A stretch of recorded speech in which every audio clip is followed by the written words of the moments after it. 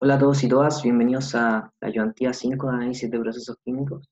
En esta ayudantía vamos a realizar un ejercicio que se hizo en un certamen del año 2015. Bueno, este es el ejercicio. Consiste en un evaporador atmosférico, que es el que se muestra acá en esta figura, el cual concentra el producto de la extracción de un nuevo endulzante obtenido a partir de stevia. Entonces hay una alimentación que es de stevia y este evaporador concentra esta stevia aún más. Entonces lo que tenemos que obtener es la cantidad de vapor que maximiza la concentración de endulzantes si se sabe que la temperatura de descomposición del soluto es de 104 grados Celsius. Ya. La temperatura de descomposición, que es la temperatura a la cual nuestro soluto, que es la stevia, a la cual nuestro soluto se desintegra, se descompone en otras moléculas. Por ejemplo, si se descompone el agua, se va a descomponer en el hidrógeno y el oxígeno. Entonces, la stevia como principales componentes tiene muchos componentes que se denominan edulcorantes, vendrían haciendo como azúcar. Entonces lo que nosotros podríamos ver dentro de este evaporador, podríamos resumir el problema a tener agua con azúcar acá y solamente con dos componentes, agua y azúcar. Entonces de entrada tenemos la stevia, que vendría siendo como agua con azúcar, como alimentación. Aquí está el servicio que sería el vapor y aquí debe salir nuestro líquido que está más concentrado producto de la evaporación que nosotros le hicimos al agua. Y esta temperatura es relevante porque no nos podemos exceder de esa temperatura, producto de que si nos excedemos, descomponemos nuestro soluto. Entonces, puede decirse que es como una restricción de nuestro problema. Entonces, vamos a ver qué nos pide el ejercicio. Tenemos que resolver el problema en MATLAB para un rango de flujo de vapor de calefacción entre 10 y 25 toneladas hora, usando las funciones de Sol. Tenemos que graficar la concentración del producto y la temperatura de salida de la mezcla, e indicar las condiciones de operación encontradas. Eso es lo que tenemos que hacer. Entonces, aquí hay una información adicional dentro de este ejercicio que consiste en la capacidad calorífica del líquido, se puede expresar como, hay una fórmula que contiene la capacidad calorífica del agua y la capacidad calorífica del soluto. Y aquí la fracción molar del líquido, perdón, la fracción másica del líquido, porque es fracción másica de soluto. Fracción másica de soluto en el líquido, o en la solución. La entalpía de vaporización del agua se puede asumir constante igual a delta H de vaporización de 2200 kJ/kg. El aumento de la temperatura de ebullición de la mezcla como consecuencia de la concentración se obtiene a partir de la siguiente expresión. Esto en inglés es boil point rise. Y esto consiste en que si tengo una concentración de soluto dentro de una solución, esta ecuación que está acá me va a indicar en cuánto va a aumentar la temperatura de ebullición de mi solución. Ya habíamos dicho antes que vamos a considerar solamente dos compuestos, que va a ser el agua y el azúcar o el stevia, como parte de la stevia. Entonces, considerando estos dos compuestos, que sería agua y azúcar, tengo una composición de soluto que sería el azúcar. Esta composición de soluto es cero, entonces yo debería tener la temperatura de ebullición del agua, que serían 100 grados Celsius. ¿Por qué 100 grados Celsius? Producto de que este evaporador es del tipo atmosférico. Entonces podemos asumir que la presión a la cual trabaja es la presión atmosférica y el agua a presión atmosférica posee una temperatura de ebullición de 100 grados Celsius. Entonces, esta ecuación que está acá me va a indicar, en base a la composición de soluto que yo encuentro en el líquido, en cuánto va a aumentar esa temperatura del agua en 100 grados Celsius cuando yo tenga una concentración de soluto distinta de ese. Y ahora, acá a continuación se presenta el INTD, la diferencia de temperatura media logarítmica, que se puede aproximar según esta ecuación que se llama expresión de Chen. Consideración importante de esta ecuación e informaciones relevantes. Aquí sale que se produce la transferencia de calor a cocorriente. Ojo con eso porque va a tener directo impacto en lo que nosotros vamos a considerar como un delta T caliente o un delta T frío. En este caso, da igual si consideramos delta 1 o delta T2, porque aquí hay una suma y aquí hay una multiplicación, entonces es indiferente. Otra información adicional es el coeficiente de transferencia de calor U, como 3.321 kilojoules hora metro cuadrado, y el área de transferencia de calor de 300 metros cuadrados. También, la última información adicional que presenta el ejercicio es que tenemos que asumir que el vapor de calefacción presenta tanto transferencia de calor sensible como latente, y además que ingresa como vapor saturado. Entonces, ojo con esto. Porque nos va a importar un poco nuestro balance. Aquí tenemos un delta H de vaporización que es constante. Si nosotros estamos acá, en la etapa de servicio, que sería el vapor, ¿no? El vapor también tiene un calor latente. Como aquí entra vapor, esto se va a condensar. Eso va a producir el calor latente.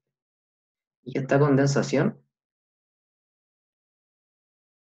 es un delta H de condensación, pero solamente nos da el delta H de vaporización. Entonces ahí tenemos que poner un signo menos. Al considerar el delta H de vaporización va a ser igual a 2200. Entonces el delta H de condensación va a ser igual a menos 2200 kilojoules sobre kilogramo. Entonces, cuidado con ese detalle y hay que recordarse de eso al momento de realizar los balances. Entonces, veamos ahora cómo vamos a hacer los balances. Bueno, un poco hablando de la nomenclatura que vamos a ocupar para realizar los balances, vamos a notar algunas cosas y considerar algunas asunciones.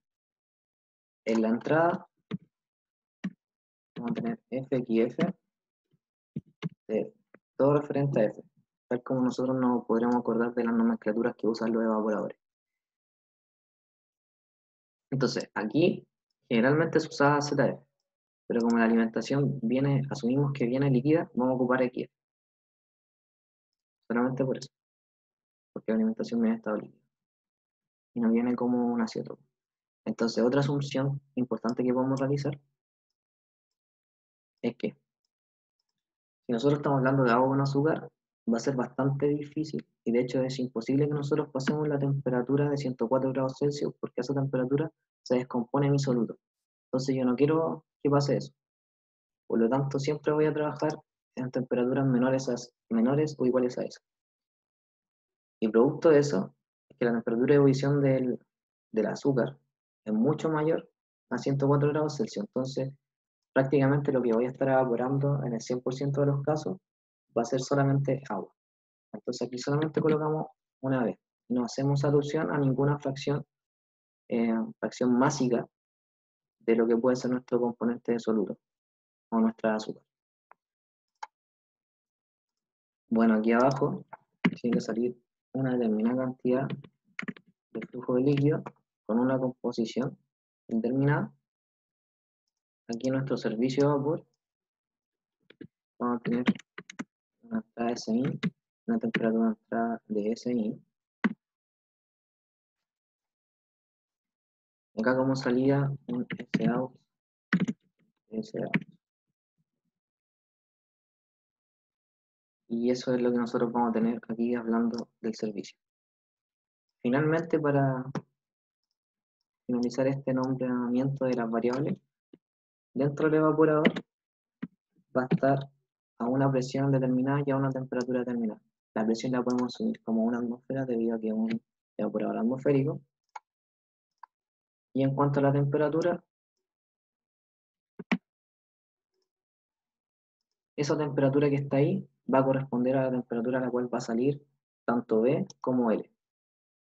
Y eso es todo lo que nosotros tenemos que considerar a la hora de realizar los balances. A continuación, lo que vamos a hacer ahora va a ser plantear los balances. Recordando un poco como lo que decía este ejercicio al principio, en el enunciado, lo que nos pedían principalmente era obtener una composición acá en el líquido, en el fondo de este evaporador. Entonces, en base a eso, lo que nosotros deberíamos hacer es plantear una ecuación de tal forma que esta ecuación me entregue el valor de lo que yo estoy buscando. Entonces sería F, si planteamos el balance, entonces al componente, que sería el azúcar, al soluto, F por XF, balance de materia, F, B y L están en flujos masivos, al igual que S y S. Entonces tenemos F por XF, L por XL, esto todo igual a 0. Entonces esta ecuación que está acá me va a determinar el valor de XL. que es la composición del líquido a la cual yo voy a obtener mi soluto luego de evaporar.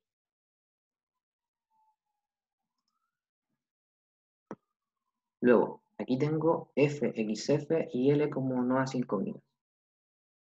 Sin embargo, Fx, F y Tf son valores de alimentación, al igual que Sin y Dsin.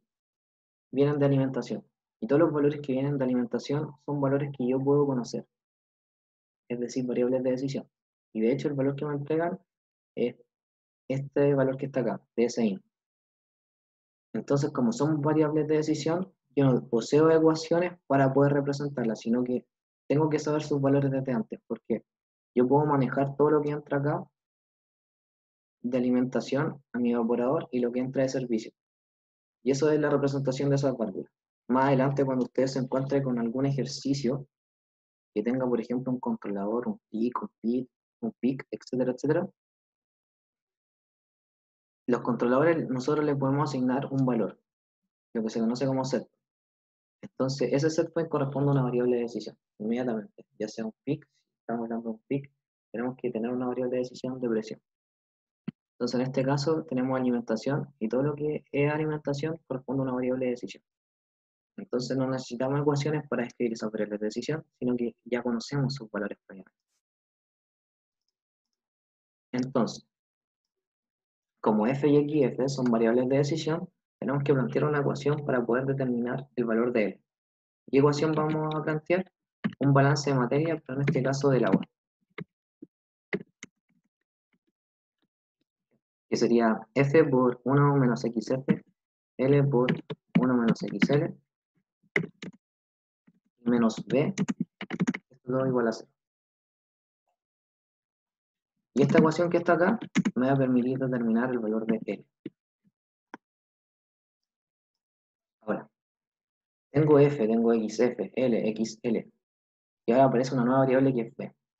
¿Cómo obtengo el valor de B? Si yo coloco el balance de materia global, estoy colocando una nueva ecuación que va a ser linealmente dependiente con estas ecuaciones. ¿Por qué? Porque aquí ya puse que es 1 menos XF. Entonces, si yo sumo estas dos ecuaciones, voy a obtener el balance de materia global. Por lo tanto, no me aporta nada ese balance. Y para determinar el valor de B, debería plantear el balance de energía del evaporador, que es el siguiente. F por Cp agua menos Cp soluto por XF por F de referencia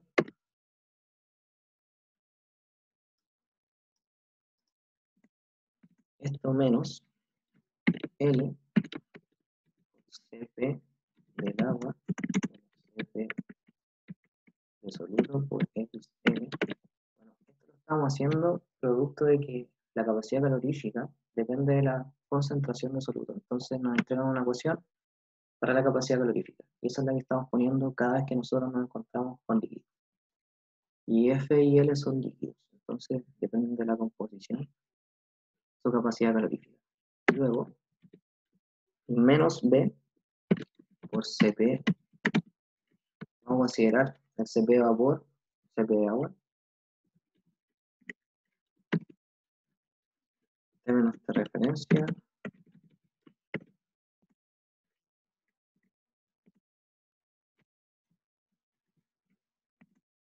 y acá tenemos que considerar algo importante, el delta H de vaporización. Y también tenemos que multiplicarlo por el flujo del vapor. Entonces tenemos dos calores. Un calor sensible que me lleva el agua a la temperatura de ebullición y después el calor que necesito para poder evaporar, que es el delta H de vaporización.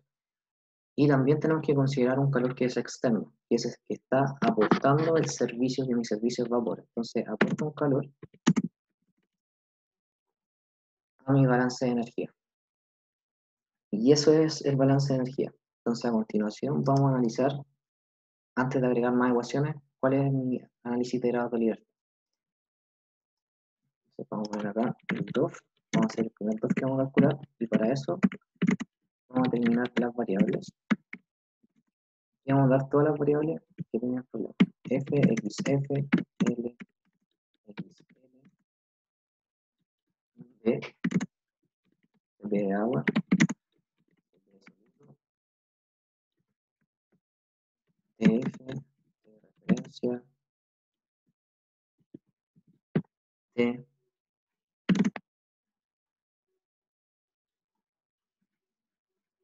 DHB. Se me acaba de dar cuenta que aquí me faltó un término cuando estamos dando el balance de energía para L, que corresponde a T menos T de referencia. Y aquí están todos los términos del balance de energía. Entonces, en total, si no me falta alguna variable por ahí, tenemos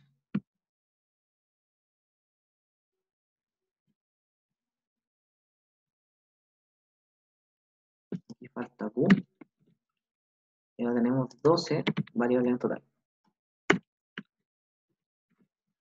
¿Cuántas ecuaciones tenemos? Tenemos 3 ecuaciones. ¿Qué determinan esas ecuaciones?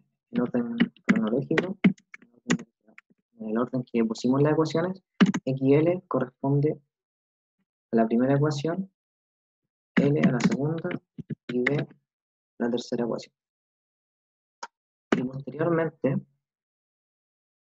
tenemos que ver qué datos tenemos. Tenemos el CP del agua, que es dato, el CP del soluto es dato, la temperatura de referencia es dato, el delta H de vaporización es dato.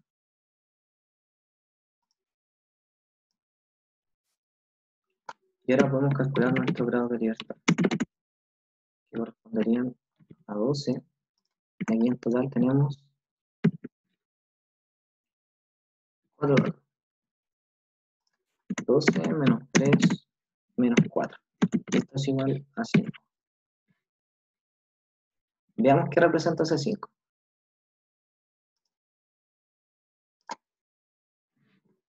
Ahora, por ejemplo, aquí está XL, que está representado por una ecuación al igual que L y al igual que B.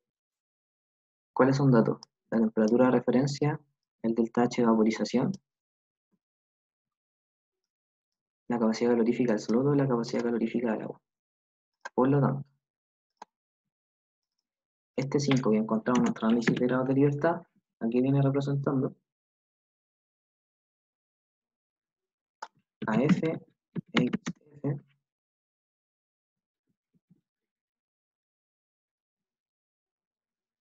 CP del agua es dato, CP de solución es dato, TF, T y Q. Y tenemos nuestro 5. Siempre tenemos que encontrarle el significado al valor que nos está entregando el análisis de grados de libertad. Entonces, ahora, a continuación, vamos a plantear los balances que nos faltan. ¿Qué nos faltaría? Nos faltaría determinar la temperatura dentro del evaporador y poder determinar el calor que se está transmitiendo a través de este evaporador. Bueno, entonces, para poder determinar la temperatura, ¿qué tenemos que hacer? La temperatura dentro del evaporador va a alcanzar la temperatura de ebullición. Esa es una asunción que podemos hacer para poder simplificar el problema. Vamos a llegar a la temperatura de ebullición. Y eso es lo que nosotros queremos, porque si nos pasamos más allá de la temperatura de ebullición, podemos estar en el punto de descomposición de nuestra molécula y eso no nos gustaría para nuestro producto final. Entonces, vamos a funcionar a temperatura de ebullición. La temperatura de ebullición del agua es 100 grados Celsius. Y tenemos una ecuación, dependiendo de la composición de soluto en la solución, la cual me va a incrementar la temperatura de ebullición. Entonces, esa ecuación era 1.87 por XL más 8.22 por XL. Y de esta forma, nosotros obtenemos la temperatura dentro del evaporador en función de la composición del líquido. Ahí tenemos la ecuación que determina la temperatura. Vamos a ver ¿Qué ecuación determina Q? La ecuación que determina Q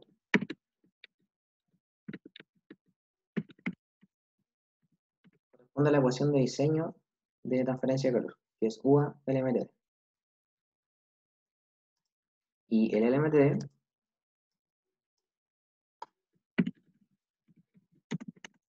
es una ecuación que nosotros tenemos.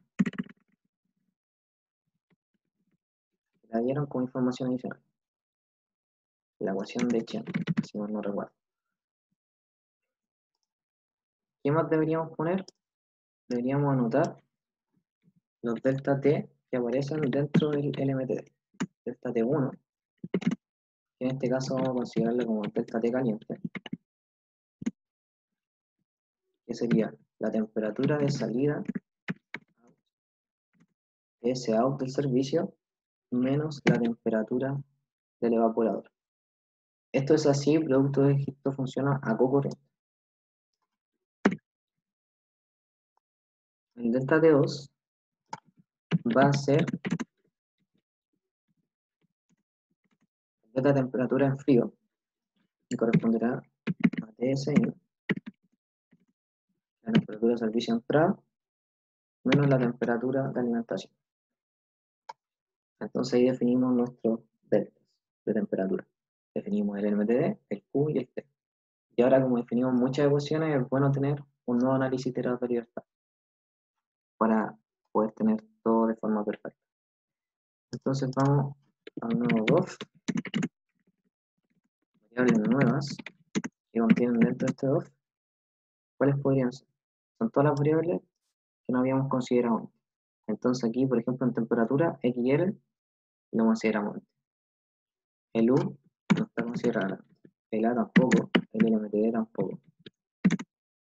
El delta T1, que esa era la fórmula del LMTD, tampoco lo teníamos considerado antes, y estos dos tampoco. Entonces, la ecuación total son 5. De forma cronológica representan a T, a Q, a T1 y T2. Como datos, ahora tenemos a U y a A. Entonces, en total las variables nuevas que tenemos son 5. Tenemos 5 ecuaciones y los datos corresponden a 2. Los datos no.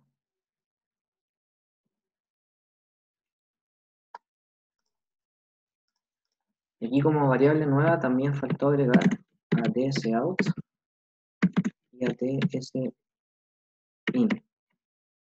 Tanto T como TF aparecieron en el balance de energía que hicimos en el evaporador. Entonces en total son 7. El DOF2 corresponde al DOF1, anteriormente nos dio 5, más las variables nuevas que son 7, menos las ecuaciones, menos los datos. Entonces en total esto debería dar 5. ¿A qué corresponde este número 5? Correspondería a F, XF, TF, TSIN y TSOut. Entonces, vamos ya obteniendo básicamente las variables de decisión que corresponden a toda la alimentación dentro de este evaporador. F, XF, TF, TSIN. Lo único que nos faltaría es obtener TSOut. Y para TSOut vamos a realizar un balance de energía dentro de lo que es el flujo de servicio. Listo. Entonces, nuestro balance de energía va a corresponder al SI por el CP del agua. Vamos a ir acá. Sí, que vamos a asumir que el CP del agua va a ser muy similar al CP de vapor, para no tener otro dato extra. El flujo de entrada por el CP del agua por la temperatura CI menos la temperatura de referencia menos Sout por un delta H de condensación menos Cout por un Cp del agua por la temperatura Sout menos la temperatura de referencia. Y esto nos tenemos que acordar que hay un sistema que está dando calor y otro que está recibiendo calor. En este caso este sistema da calor. Entonces, viéndolo desde el punto de vista del servicio, él pierde calor. Y ahí tenemos nuestro balance de energía para el servicio. Entonces, cosa importante y consideración importante. ¿Qué más nos faltaría para poder determinar el final de nuestro análisis de grado de libertad? SIN menos SOut igual a 0, entonces SIN es igual a SOut. Y otra cosa que es el delta H de condensación, es equivalente a menos delta H de vaporización. Esa es la última consideración. Entonces, ahora vamos a hacer el análisis de grado de libertad final.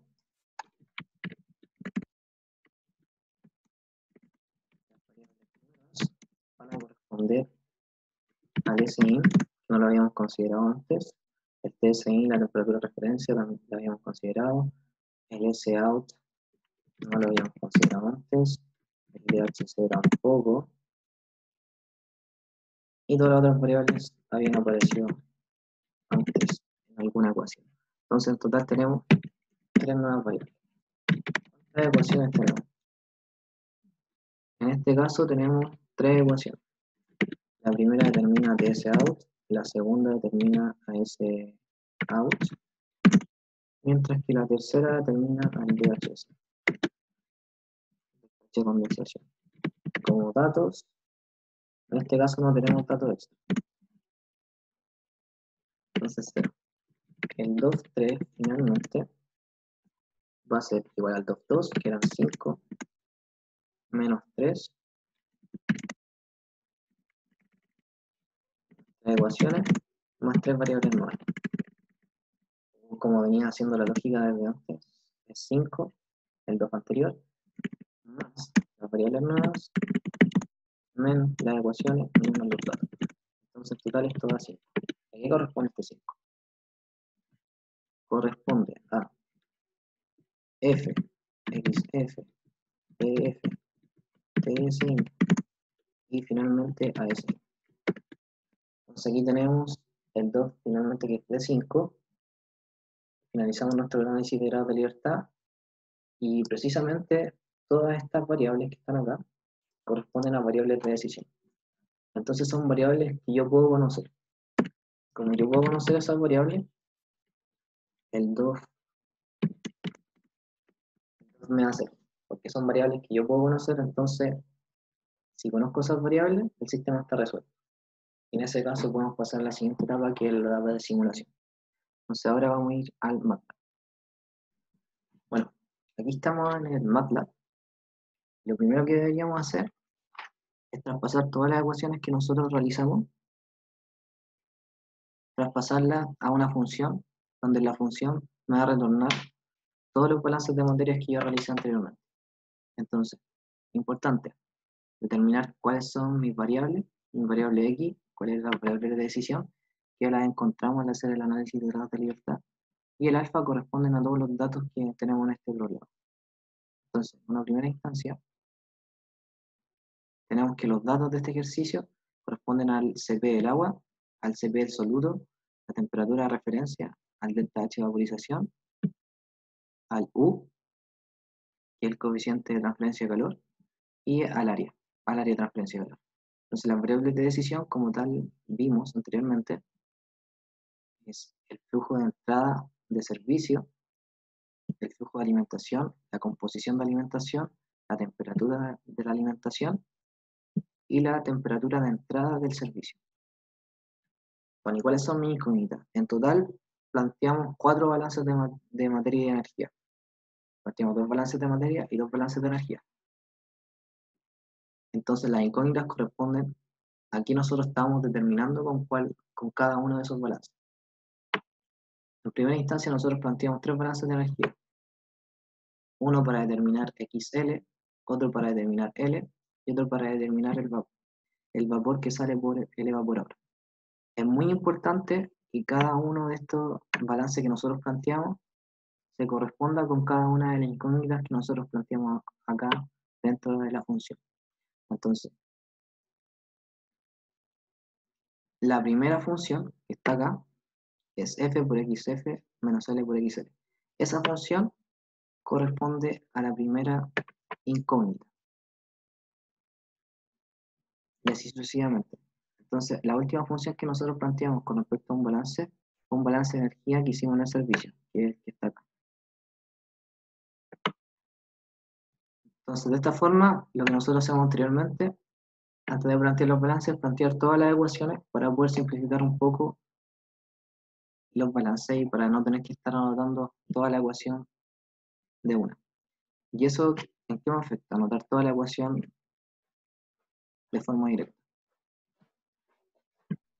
Entonces, ¿qué me afecta eso? Me afecta que posteriormente puedo tener un error si es que no anoto la fórmula de forma correcta. Entonces, es muy preferible anotar varias fórmulas que son pequeñas para después anotar las fórmulas que son más grandes. Y de esta forma reducir un poco lo que se anotaba en los balances. Entonces, anotamos todas las ecuaciones que anteriormente se mencionaron dentro de la información adicional del ejercicio y después posteriormente los balances. Y eso es todo dentro de esta función del evaporador. Ahora vamos a ver la llamada del evaporador. Aquí salen cosas interesantes. Entonces, tenemos aquí los 4 comandos clásicos que son clearall, cdc, clf y clusol para los datos de este problema. Vamos a crear la matriz alfa que va a ser idéntica en cuanto a sus elementos a este parámetro que nosotros colocamos acá dentro de la función que es a. Entonces, en el mismo orden deberían estar los datos de a y de alfa, de tal forma que nosotros podamos simular lo mismo, interpretar lo mismo. Entonces, aquí nosotros estamos simulando y aquí la función me interpreta lo que yo estoy simulando. Entonces, lo ideal es que la interpretación sea idéntica. La función debería interpretar como alfa acá lo mismo para a, independiente que yo le llame alfa, porque es una variable que está dentro del script, no dentro de la función. Entonces, mientras siga el orden de la función, esto estaría bien. Luego vamos a determinar las variables de decisión. Aquí tenemos S, F, XF, TF, TSI. Y nuevamente en el mismo orden. Aquí vamos a crear un vector de variables de decisión inicial que lo vamos a ocupar para calcular el FTS. Luego está el iterador inicial.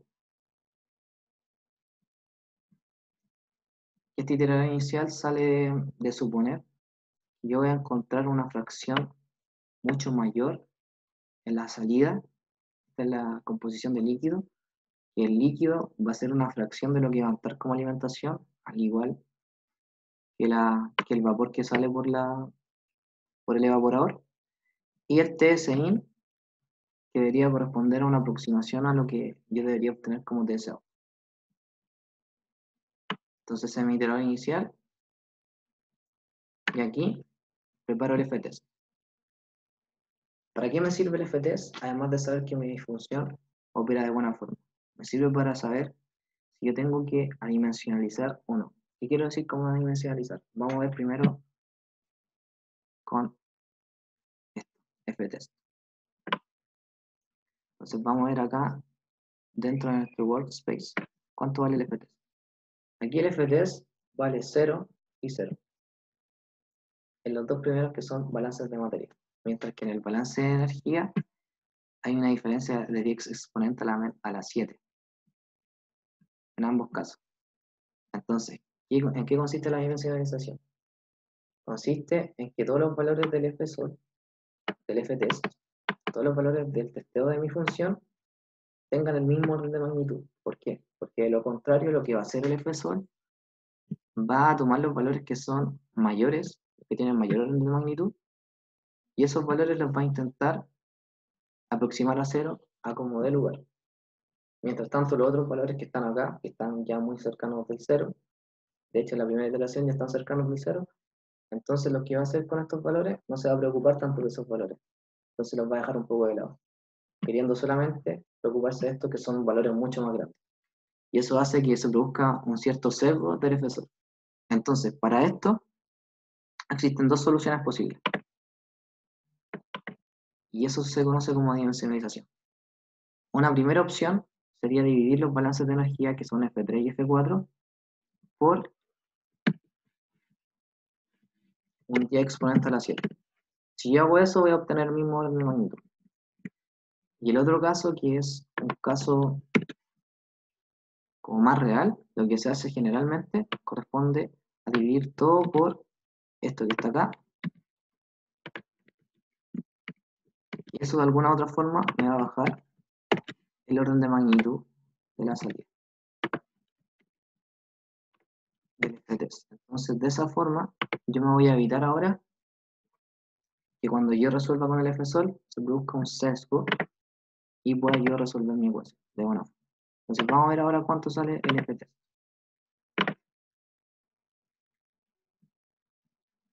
Entonces, veamos qué tanto se solucionó. Miren, efectivamente, ya bajé el orden de magnitud. Ahora prácticamente hay un orden de magnitud de diferencia y eso es casi nada. Casi nada y es lo ideal. Entonces, de esa forma, yo me aseguro ahora de poder resolver bien el F-Sol. Pero veamos qué pasaría si yo no hubiese hecho eso. Si no hubiese hecho eso, aquí, para que lo hagan ustedes, aquí el exit flag, que me indica el grado de resolución de mi F-Sol, me hubiese indicado un número distinto de 1. Entonces, ahora lo que vamos a hacer va a resolver este sistema. El exit flag vale 1. Aquí, anteriormente, habíamos creado una matriz que corresponde a una matriz de resolución, la cual en cada una de sus columnas va a albergar el valor de S y de del conjunto solución que yo encuentre. El conjunto solución hay que recordar que son 4 elementos compuestos por XL, L, B y TSO. Y eso es lo que va a hacer esta matriz de 0. Entonces, para cada valor de S, voy a guardar su valor, el valor de S, y 4 valores más. Entonces, este len de x0 más 1 corresponde a eso, al número de columnas, que son 5. El len de x0 corresponde a los valores L, XL, B y TSO. Entonces son 4 valores. Y más 1, agrego una columna extra, la cual va a albergar a todos los valores de S. Por eso ahí lo hago. Y entonces aquí esto que está acá corresponde a las cuántas iteraciones yo voy a hacer de S. Y eso depende del paso que yo me esté dando. Entonces pruebo este sistema que está acá. Y finalmente, luego de recorrer y encontrar una solución, voy a actualizar el valor de x0. De vez en cuando, no es recomendable hacer esto, y de vez en cuando sí es recomendable hacer esto. ¿Cómo saben? Ensayo y error. Hay problemas que se resuelven solamente con un iterador inicial y hay problemas que se resuelven actualizando el iterador inicial. Lo más recomendable y lo que más se usa es que nosotros actualicemos el iterador inicial para que de esa forma el F-Sol pueda funcionar de una mejor manera. Y eso es todo. Entonces ahora vamos a ver la parte gráfica del ejercicio y la parte final. Bueno, la última parte de este ejercicio consiste en generar un gráfico de la temperatura del evaporador en función del flujo de servicio y, y también, adicionalmente, un gráfico de la composición de salida del evaporador. Entonces, para hacer esto, primero lo que vamos a hacer es vamos a calcular la temperatura del evaporador. Esta temperatura del evaporador va a ser una matriz. Entonces, va a tener como una entrada, el segundo componente de la matriz de resultados, que guarda todos los valores de resultados que habíamos creado previamente. El segundo componente de esa matriz corresponde al valor de XL. El primer componente corresponde al valor del flujo de servicio. Entonces ese componente, todos los XL, que serían de n por 2, siendo n el largo del vector de S,